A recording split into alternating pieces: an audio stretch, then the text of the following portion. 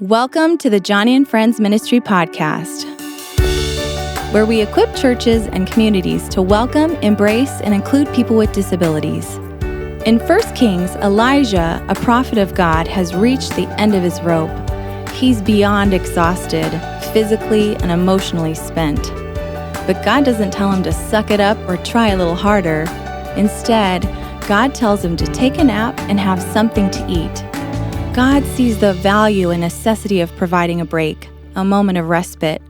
And on today's podcast, we'll be talking with two ministry leaders who help provide respite to families impacted by disability in their church. It's for the parents, it's for the kids too. Yeah. It's for the whole family to really have an opportunity to just come to a church and know that the church genuinely wants them to be there. So stay with us, because any church, no matter how large or how small, can provide respite. And if you'd like to get a free ebook on how you can provide respite to families in your church, visit johnnyandfriends.org/podcast and download the book, We've Got This. Download it for free when you go to johnnyandfriends.org/podcast. Well, I am really happy today because I get to sit down and talk with two amazing ministry leaders about providing respite for families impacted by disability. Today, I'm joined by my wonderful boss, Bret Welshymer, who oversees our response department, as well as the church engagement and biblical care outreaches here at Joni and Friends. And also here in the studio is my new friend and the ever-passionate Gina Spivey, a longtime disability advocate and close friend of the ministry. Welcome to the podcast, you guys. Thank you so much. Thanks for having us. Glad to be here. Oh my goodness, I'm so glad, and we are going to have a lot of fun. And I'm so glad you're both here today because I know you two have worked closely together for a few years now. You minister and love on families affected by disability at Calvary Community, just across the freeway from us. That's right. Woo-woo. So it's an awesome ministry over there. And Bret, I know you well. So Gina, I just want to ask you, I am so curious to know, how did you become so passionate about engaging and welcoming people with disabilities in the church? Good question. By accident. Sounds like the call to disability ministry to It's me. the call in general, isn't it? I actually was studying child psychology and special education in college, and my junior year, so I was only 20, started working at a local nonprofit in South Central LA. I was at LMU right down there in Los Angeles, and I started working at a nonprofit that worked with early intervention, so kids that were 0 to 3 who had been prenatally drug and alcohol exposed and had resulted in varying disabilities, as well as some genetic disabilities and like Down syndrome and those types of things as well. But I started working there in college, and God just lit a fire in me for that community, in particular that community. I never really had any intention of being in ministry, never really had thought I'd leave South Central LA, but God had kind of different plans for me. And my husband has a sister who is affected by disability, so that's just a part of our family.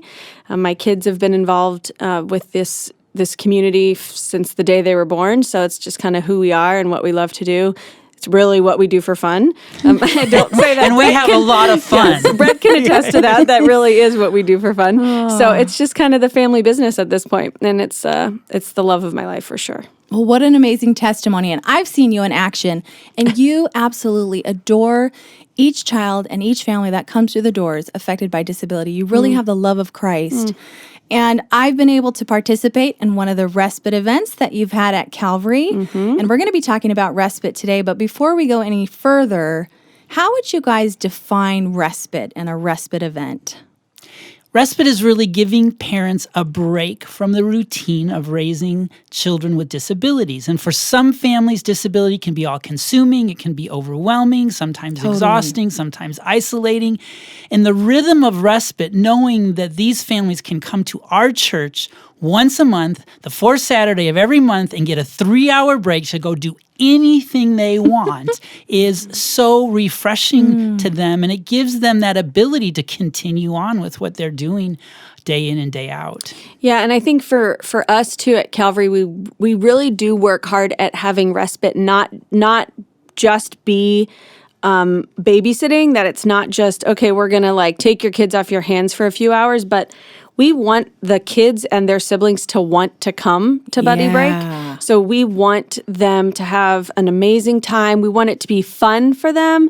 We believe our VIPs are having fun. We know that the siblings are having fun. So we really try and be intentional on how we use those 3 hours, because if the kids don't want to come, then it's not real respite for the parents. Totally. And if the parents are having to force them through the door, then they're not really getting that complete, like letting their shoulders down and being able to really rest for those 3 hours. Right. We also work really hard at making sure that when parents come to pick up their kids, that we don't ruin their 3 hours within 3 seconds, and just honoring the time that we have. What didn't go well? Yes. Kind of reporting. Exactly. Yeah. That's what I always remind our buddies too. But it's really respite it's for the parents, it's for the kids too. Yeah. It's for the whole family to really have an opportunity to just come to a church and know that the church genuinely wants them to be there, that we're not doing it as a favor, we're not doing it out of obligation, that we're doing it because we recognize that we, the buddies, the people who are working with these kids, are getting the best day ever. I mean, it's the most fun 3 hours you could possibly have. So what could be bad about that? Totally. And I love what you said, Bret, that families are able to anticipate the coming rest, because they really don't get to anticipate that. There's a lot of unknowns that happen. Yeah. So to be able to say, okay, this Saturday, I'm going to have 3 hours of break. And I just think that provides such a feeling of, I'm going to get a break. I'm going to get to do what I want. And you said something interesting. You talked about VIPs. Mm-hmm. Break down what a VIP is for our listeners. So that's sort of internal language that we use. We talk about our kids affected by disability as our VIPs. Okay. Every program kind of maybe has different language. It's sidekicks. It's whatever. For us, there are VIPs. It's sort of about a position of our heart too, to recognize that we really do feel that way. That these really are very important people. Love it. In our ministry. And then we have buddies that come alongside of our VIPs, and then siblings. What's a buddy? A buddy is a background checked, trained, every time volunteer that comes to serve in any sort of capacity, not just at Respite, Sunday mornings or at our parent groups or whatever we're doing. Those are our buddies. They're there for our VIPs, almost always on a 1-to-1 ratio. So one buddy per each VIP, sometimes more. So it's a whole church effort. Absolutely. Well, and I know you guys have been doing this for quite a while. You said that this Saturday you're going to have 78 children coming. That's my gosh. Biggest ever. And we're going to have so much fun. That just blows my mind. You know what? Some of the things that warms my heart so much is when parents come back to get their kids and we'll ask simple questions like, did you have a good morning? What do they say? And they'll say, well, I had a blast. I went to Target and I just walked the aisles.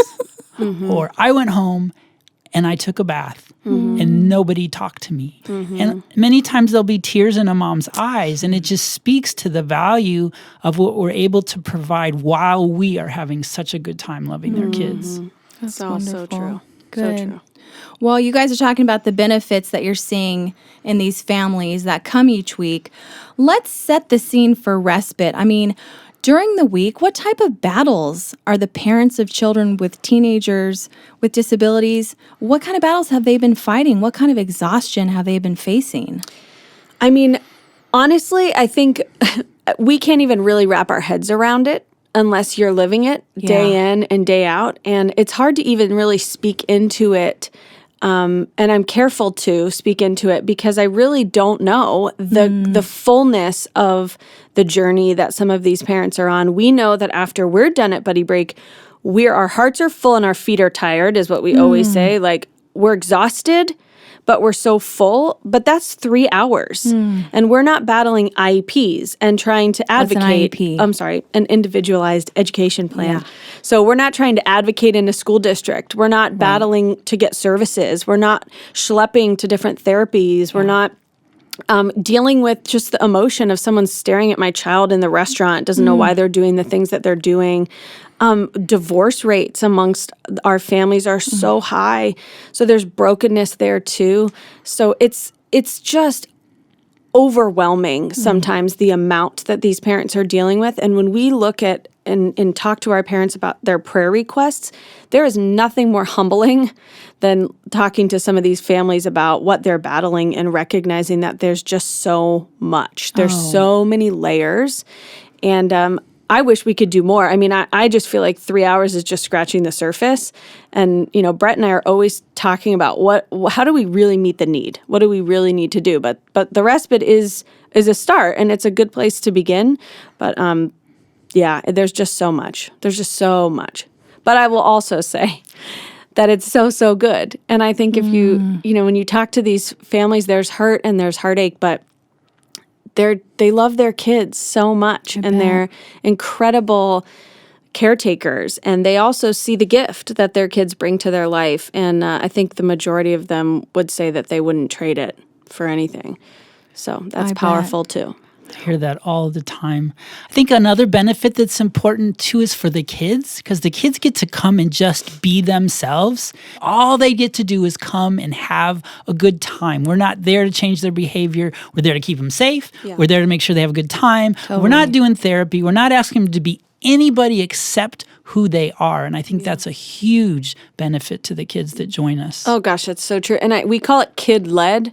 Kid-driven, kid-led, but I love that too. And it's amazing. We don't see a ton of behaviors at Buddy Break. When we really are able to open the doors. I mean, we see some, but for the most part, the 3 hours that we're with our kids, they're just happy because they're not, just like Bret said, they're not being they don't have people requesting things of them for 3 hours. They're just having fun. And then when their parents come to pick them up, our goal is not only to share with the parents how great they were, but to pick them up happy so that they see that they've had a good time. And we do that by saying, we'll follow you wherever you want to go. Do you want to be in the bounce house for 3 hours? 2 hours. Then they have to go outside or Bret yells at me. But you guys have a bounce house? We do have a bounce house. And we have crafts and we have games and we have movies. This week we're having, tell us, Gina. Baby goats. The best. No. Yep. Way. Yes, baby goats. That's right. 10 baby goats. You heard me. It's true. They're therapy goats. Okay, tell me. So they're these teeny baby goats that have been basically raised almost like a service dog, not quite as extensive as a service dog, but they're raised around kids that are poking them and prodding them and pulling their tails and kind of messing with them so that they're not affected and they love people. And so we build a giant pen, like a big giant white pen for our VIPs and the goats to hang out. And it's probably one of my favorite themes that we do. I don't know, I say that a lot. Have you done this before with the kids? We did it last year. Okay. Yeah. But okay, I'm so curious to know, how do the kids respond to the goats? Oh, they love it. Oh, they love it. They love it. We have kids. My gosh. We had one of our VIPs that last year, his name was Lucas. He actually passed away, but he was nonverbal and blind and non-ambulatory, and he came to life. I mean, we have the most beautiful pictures of him petting these goats from his wheelchair. I mean, it was unbelievable. So the goats are the real deal. I'm a big fan of the goats. Well, animals do something to many children with disabilities. Totally. So how cool that you could pull that off. Are you coming? Oh my gosh, I want to. Am I free? I'll make myself free. Okay, Please come for the goats. Totally. Now, lay out a typical Saturday morning respite from the time you guys kind of start to the end. I mean, I just want to hear what are some of the schedules like? I mean, it sounds like it's very free-flowing. It is. What's it like? There's a little setup in the beginning, but our buddies show up about an hour before the kids come. They get a little continental breakfast. Buddies are the volunteers. Okay. When they come in, we give them a folder that has all the information about the VIP they'll be with. So they know all of the medical information they would need to know from the parent, but they also know the real experience that their previous buddy had with that VIP. So they have a real comfortability of knowing a lot about their VIP before they show up. And then we greet all of our families as they come in, and we call it organized chaos. So you have 50 families showing up with children affected by disabilities. Or 78. Or 78, all at the same time. And some of the kids have come 100 times, and they run up the stairs, and they're so excited. And others have never been before, so they're a little anxious. We have all that going on. And then for the next 2 hours, the kids get to do whatever they want. They go from the craft room to the bounce house room to the game room to the tactile room, where they get to do Play-Doh and play with sand and do Legos and things like that.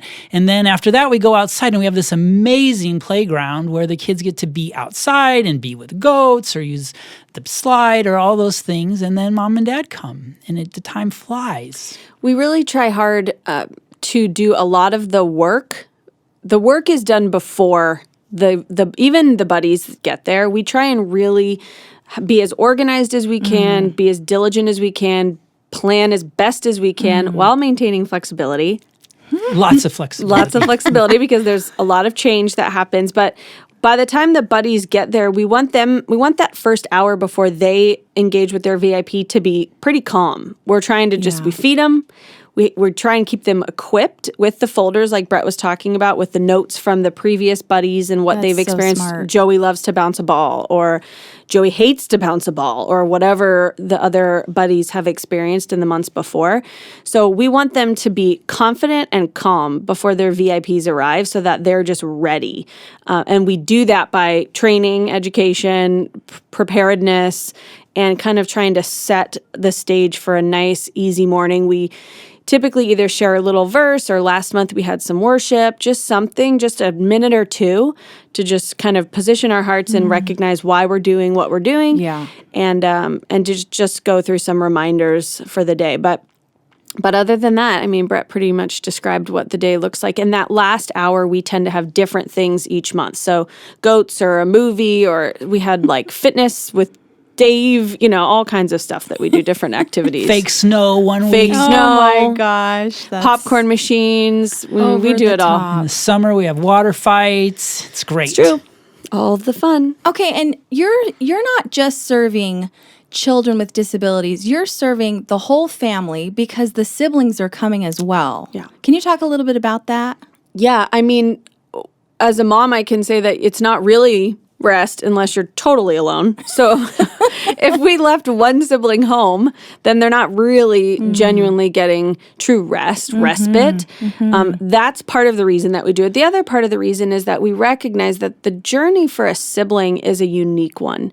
And even in the past, really just the past few months, we're really trying to become more intentional and pay more attention to what's going on with our siblings, because they have a whole separate journey that they're living. And I've learned from my husband that it's not always an easy one, and that there are some complications and some things that arise when you have a sibling with a special need. So we want the siblings there because we want them to have community with one another, where they can really get to know each other and experience some friendships with other kids that understand their life journey. And get to have fun. So that's part of the balance too. We have to have activities that are adaptive and can work with our VIPs, but they can't only be that. That's why we also have to have things that the siblings are going to want to do, because if they don't want to come, then the parents aren't really getting those 3 hours off. So we work pretty hard at keeping those siblings happy as well too.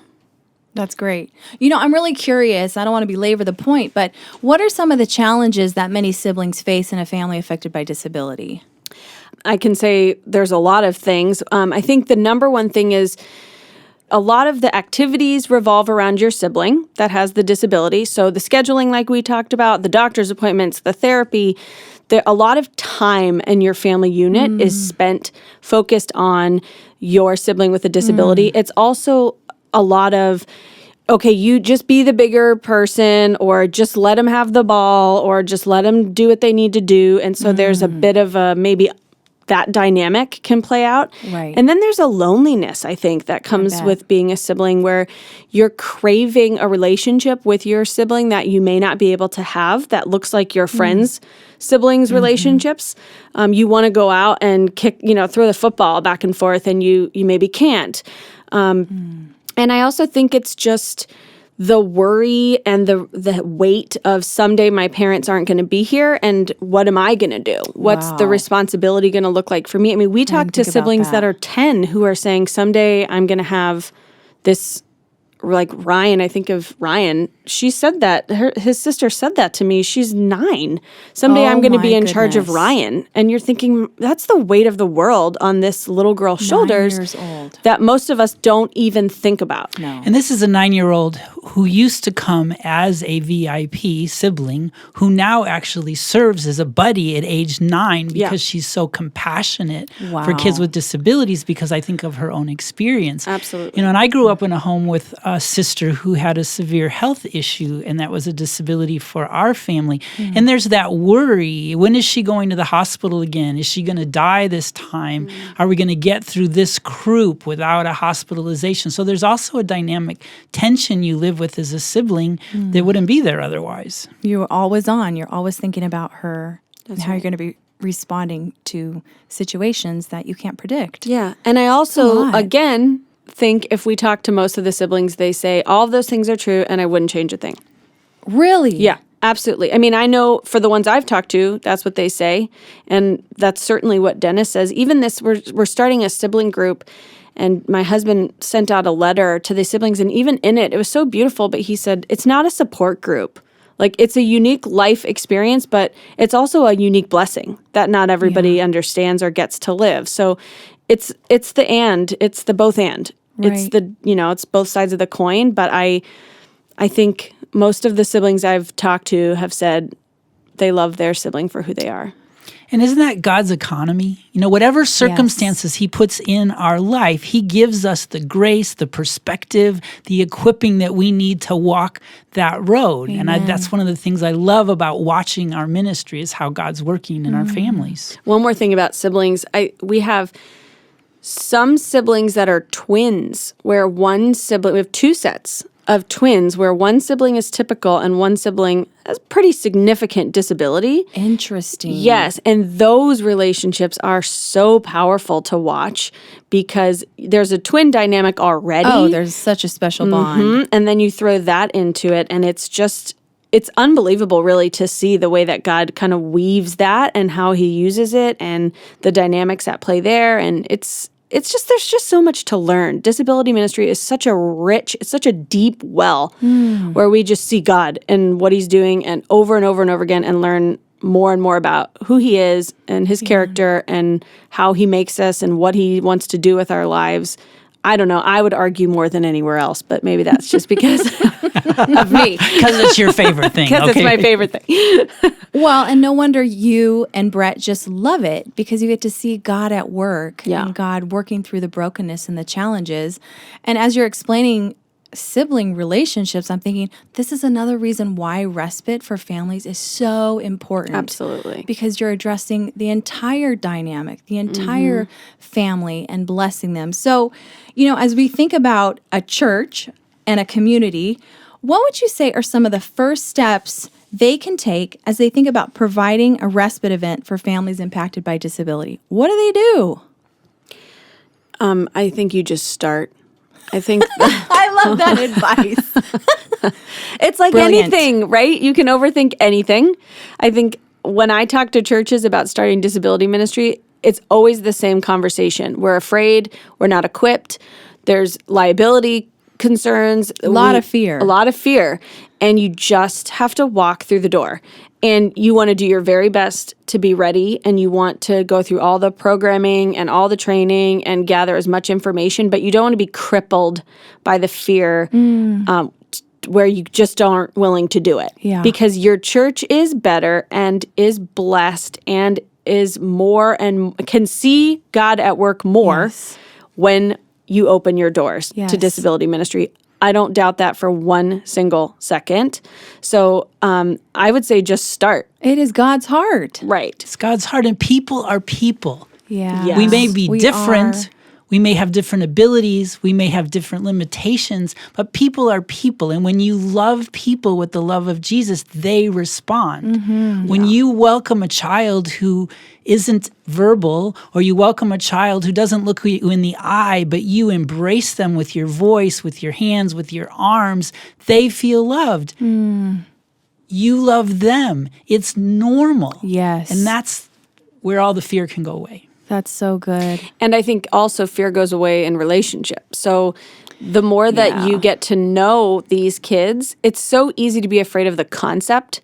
But once you really are in relationship, so unfamiliar with it. They're going to have special needs that I don't know how to address. But as soon as you're in relationship, then that all changes, because you recognize, like Bret said so beautifully, they're just people. People are people. And we all have disability. We all have different needs. We all have things that we're better at than, and so just getting to know these families will change your perspective. There's still moments of fear. Don't get me wrong. 78 VIPs, there are moments of fear. Mostly, I leave it all to Bret. All of the fear. And I know I can lay my head at night on the pillow knowing we're good. We kind of have a joke when we get to the end of buddy break and everything that's happened, the expected and the unexpected. We go, we've had a great day. Nobody died. Every child's gone home with their parents. It's a beautiful thing. Oh my gosh, goodness it's so sakes. true. It is so true. But it is a good day, and crazy things happen, but it's okay. I don't know if I've ever been more proud of our church than a couple of, like, maybe a year or so ago. We had a VIP who really was struggling, and he would put his head physically through the walls of our building. And every Saturday and every Sunday that he was there, he would leave a hole in the wall. And I would go to facilities and to my boss, who's the executive pastor, the next day and say, we're going to need to patch up the wall. And never once was the response anything other than, no problem, we'll patch the wall. Is he okay? Are you guys okay? All right, we'll patch the wall. Not deterred. Nothing. No. It was like a ship. He was just not going to be afraid. He was refusing to let something like that stop us from the work that God was clearly trying to do through disability ministry at the church. And even just that, not worrying about your facility. Something might break. And you can fix it. But is it worth it at the end of the day? 100%. Right. There's a bigger picture. Absolutely. And it reflects the heart of a church that's been transformed by loving all kinds of people. When the picture is, when your leadership says, everybody comes, everybody engages, everybody's welcome, that is a church that has been changed. That is a church with the heart of Jesus. Amen. And I would be drawn to that. And I know many people are, to what you're doing. And how wonderful that you get to be a part of that. You talked about leadership. And when I think of doing a respite event, what are some of the roles and responsibilities for volunteers who are helping, like with the preparation and being a buddy? Well, we really are very blessed to have a very strong, I would say, a strong leadership team. So sounds like it. Bret and I would say, are Powerhouses. Is that it? A good team. God put you guys together in a great way, I would say. So we've really been able to divvy up a lot of the responsibility between Bret and his wife, and then our administrative associate director, and then some volunteers that come in. One volunteer brings food every buddy break. We handle all the registration. We deal with the relationships with the families. We have people that come help set up the rooms, physically set up the rooms, clean up the rooms, set up the bounce house, all that kind of stuff. So there's a core group. One lady that just does the tours for new buddies each time. So when a buddy's serving for the first time, our church building is huge. Right. And so she takes all of the buddies on a tour before the VIPs arrive for the first time. So they're able to really physically see what they heard about in the training. Bret does our training. That happens the week before buddy break. We do it every month. We never miss. So that if somebody can't make this month's training, they can come to next month's training. And just really being intentional with how we set up the leadership and how we set up making sure that everybody's equipped to do what they need to do and not afraid. And it's a great team. So you just kind of think of who's overseeing volunteers, who's overseeing facilities, who's overseeing the logistical part. And you just think in those categories, similarly to what does it take to do a Sunday morning? If you think of a children's ministry program, what are the pieces and parts? We've got the same pieces and parts, but it's only 3 hours and it's only once a month. So it doesn't feel like a burden to anybody. And in our case, Bret handles all of those things and I just hug the people. Just hug I like your job, That Gina. is my job. Yes. I say, Bret, you've got this. I'll be over here hugging all of the people. And then Bret says, you have to put the baby down. It's time to get to work. And I say, you're such a party pooper. I don't want to put the baby down. That's pretty much how it goes. Oh, well, it just shows we all operate in our own giftedness. Yeah. And when you have people who can step forward and they're looking and seeing that this is such a blessing of God, they're going to be drawn to be part of the ministry. So I think it's all love about that. having fun too. Oh, Disability yeah. ministry is not intended to be sad. It's not supposed to be heavy. It's supposed to be fun. Yeah. And it is. If you let it be, it is. And if you're having fun, people want to have fun too. And it also speaks to just what it means to be friends with somebody who's affected by a disability. That Amen. they offer as much to you, if not more, as you offer to them. Beautifully Yeah. said. So as you're providing these respite events month after month, there is a bigger picture going on. What are some of your hopes, goals, or even expectations of what's going to happen with these families, with your church? I really think of our one family, Aiden's mom, and the history we've had with this family and where it brought them. I think you've talked with his mom quite a bit. Yeah, I mean the goal is a relationship with Jesus Christ. That's the right. goal is to extend the invitation for a relationship with Christ. The goal is to help families see who Jesus is and how he loves his people. And we're only here to be hands and feet doing the work. The goal is not 3 hours of respite. The goal is a family saying, why do you do the things that you do? Yes. And then we get to say, because we're all broken and God redeemed us. And so we're called to extend that out as best as we can. And we're not perfect and we're sinners, but God forgave us of those sins and we can have a right relationship with him and so can you. And it's really all about that. I mean, I shared with you guys a couple of weeks ago, but when we do proms or we do buddy breaks or we do beach days or it's always about this. This is always the end goal, but we have to go out and do it. Yeah, we cannot go stay out. in our holy huddles and talk to ourselves about how great disability ministry is. And we can't talk to ourselves about how great, this church is. We have to be going out and not be afraid to invite everybody in. And, I do something that's slightly controversial, which is not requiring our buddies to be believers. And I've seen buddies come to Christ. We had a buddy come out of the Wow. Mormon church and become a believer by serving at Buddy Break. And if we No get, way. because they're asking the same questions. Why are you doing this? What's different here? Why is this not an obligation? Why are you joyfully doing this? And what's different about your church? And so I say, bring them in. Let's do this. I mean, they have to be background checked and fingerprinted, but that's about my only requirement. Right, Bret? It's all ministry. It's all pointing people to Jesus. That's right. That's the truth. Oh my gosh. Well, I feel like I want to give you a high five and a hug all at the same time, Gina. Let's do it. Oh, you're speaking my language and you're speaking God's language, and this is what Jesus has called. You guys do respite because it's a gateway to the gospel. Amen. Absolutely. It's showing the invisible God in a visible way to these families. Be in the hands and feet of Jesus. That's so good. Oh my gosh. Well, I feel like we can talk and talk, but We can. we're at the end here. So I just want to thank you so much for your time, Gina and Bret, talking about respite. And I'm just so grateful that God paired you two together and all that you're doing at Calvary. Thanks for being on the podcast. Thanks for Thank having you, us. Crystal. Providing respite is so much more than a kind gesture. It's an opportunity to develop relationships with families and to invite them into a relationship with Christ. I love what Gina said. The goal is to help families see who Jesus is and how he loves his people.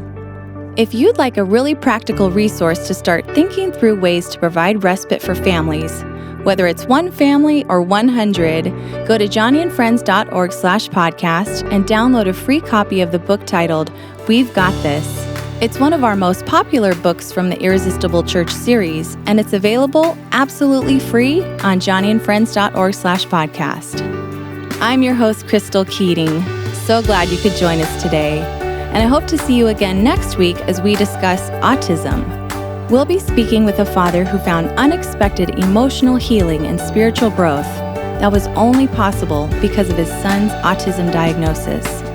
So be sure to tune in then. And don't forget to subscribe to the Joni and Friends Ministry podcast.